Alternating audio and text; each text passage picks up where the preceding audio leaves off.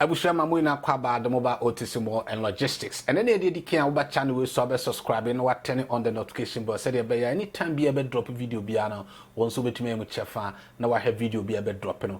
Then we have a overview of our new website otcshopping.com. Your new website yede aba into and the video women be sure said they will to be a use platform na de account nyoma bia ope e de afi platform no so na bibia kama mesen actual said they betumi your registration no e platform no so na bibia etumi ay kama e wo ho until without wasting my time no yenko video no eso and quickly no oba ye platform and as your website eye otcshopping.com into uba platform no so anim ye kama papa uba eye menu ho na ye wo categories ewo ho mo ade bia open obetumi asearch ewo ho mo na wetumi ayeden atwa de preko no afenso oba about section ho so a eno so obetumi ehu nyoma kakra e de afa eye OTC eho oba become a vendor and afenso eye vendor platform. Now become a vendor no eye platform eno so no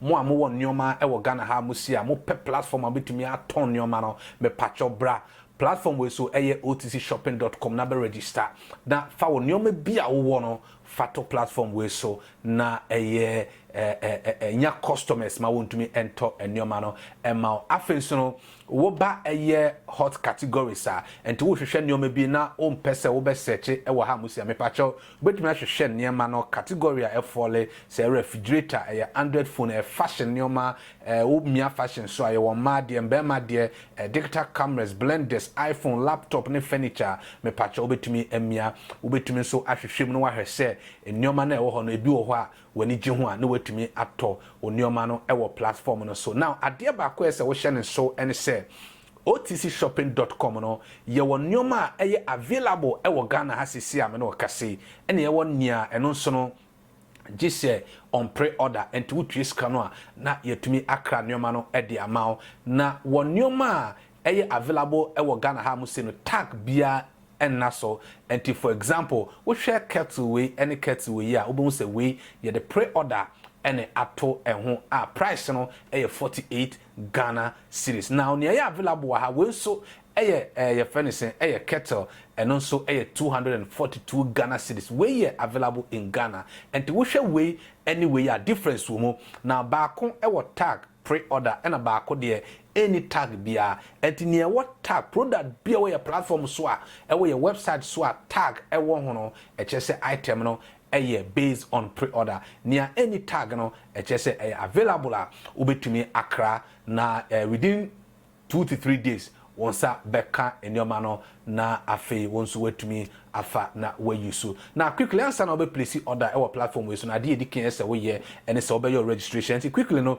yen share registration process no very very simple now make sure say you have a valid email address now uwo email address I would be your registration and ya dia edikan na wetumi e your registration quickly no yen call registration no e wa ha mo say etimi miaso a ebebie ewa ha ede amame na maba create account and to uba ha mu say I won't say ye mia create account wa ha mu say good and to mia create account no ewo ho mo a ebelodi ede amao na afi we fiase ayo registration no kama ewo ho mo and aha no uba ha say a uba pe wo username what I say uba pe username and username a me use no OTC what I say afi me ba email address no so a eno so no okay username no so enti ma menye no OTC for me good OTC for me 4 good now me ba email address so be use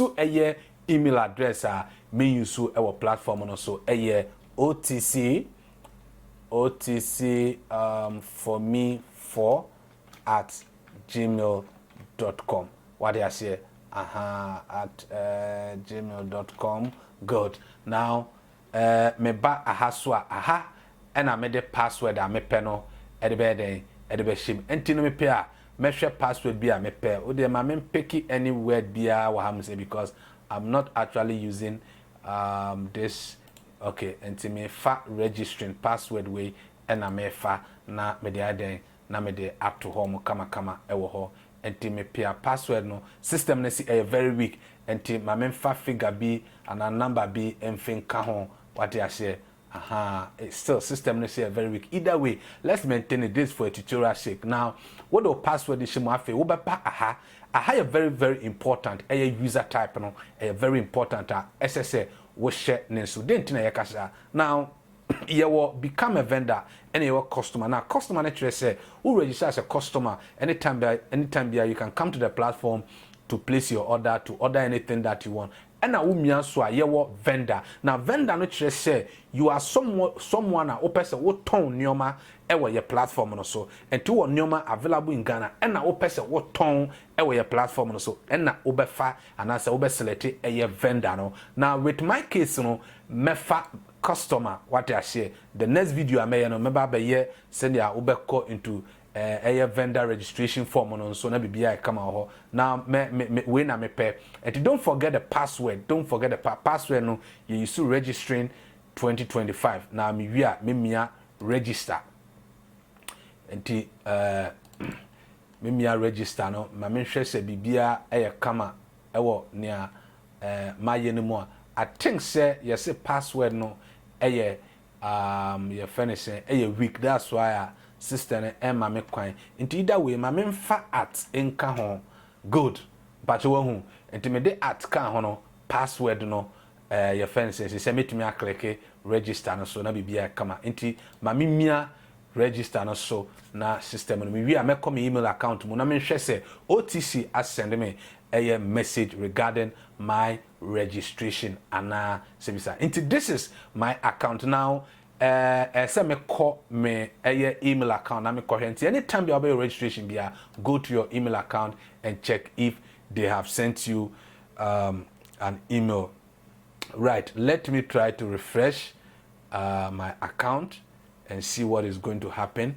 Good. So I have a message from OTC Shopping Mall. I have a message from OTC Shopping Mall. And what is the message about? Good. So when we say message, OTC Shopping Mall, edit my password and my email. Now I'm not going to use this account. That's why I'm just trying to my website password because I'm not going to use it. Right. Now, thank you for creating an account on OTC Shopping Mall. Your username, it's username here, and I think so your password. Your password no so and I will have say very simple. Me patch what you say. Enti bibia obeye no OTC Shopping ema message ema ohu near echo. Now we view account now we register account we are obetumi aba addresses. Now if what the address no aba be hihye said e be ya o place order and we nya say what the address e be share system no enti your billing address and your shipping address. Now billing address no obetumi o click to say form the baby na why your registration kama ewo ho obey your registration fine until you place anytime you place your order bia ehun hia say what dey your furnishing or billing and shipping address bia be ship. So this is the form that you need to fill. My email is already recognized by the system until ewo ho. So with your registration anytime come to my address and fill in this form. All right, I'm not going to waste time on that. Fill in this form. Now we are after let's go to the home page and try to place an order for an item. Na yemfa video no NC in terms of all right. Enti memia home page no so enti load good and load wa say then I'm into good. So what I'm going to do is that I call laptops, right? Me call laptops. So me ba laptops are na my laptop a me pe na me to me ayeden ato EDF OTC. Now, what laptops no one send near pre-order ewo ho no kire share laptops no enya available in Ghana. Into wo trace kanwa na ya eden na ya to machine no na ya de abrel ewo bebia wo bia. What I say now near tag any so no de available in Ghana and to share we more available we so available so you could see say your available product. So me ba aba be farmer memfa we my memfa laptop we what I say nti memia so because I know you available in Ghana no na me pe nti memia so bra let me see memia ya na memia what I say nti product bia wo pe wa ha mo no kai hu ni say tag ewo ho nko ade a ende na ye pre-order nti wo pre-order tag ewo ho nko ade a ende na item no enya available say pre-order tag eni ho dia na che say item no eye available in Ghana ahase eno ne ade ba ko a ese say wo hye ne so ewo ho ede ma me menim se mwate ase a good.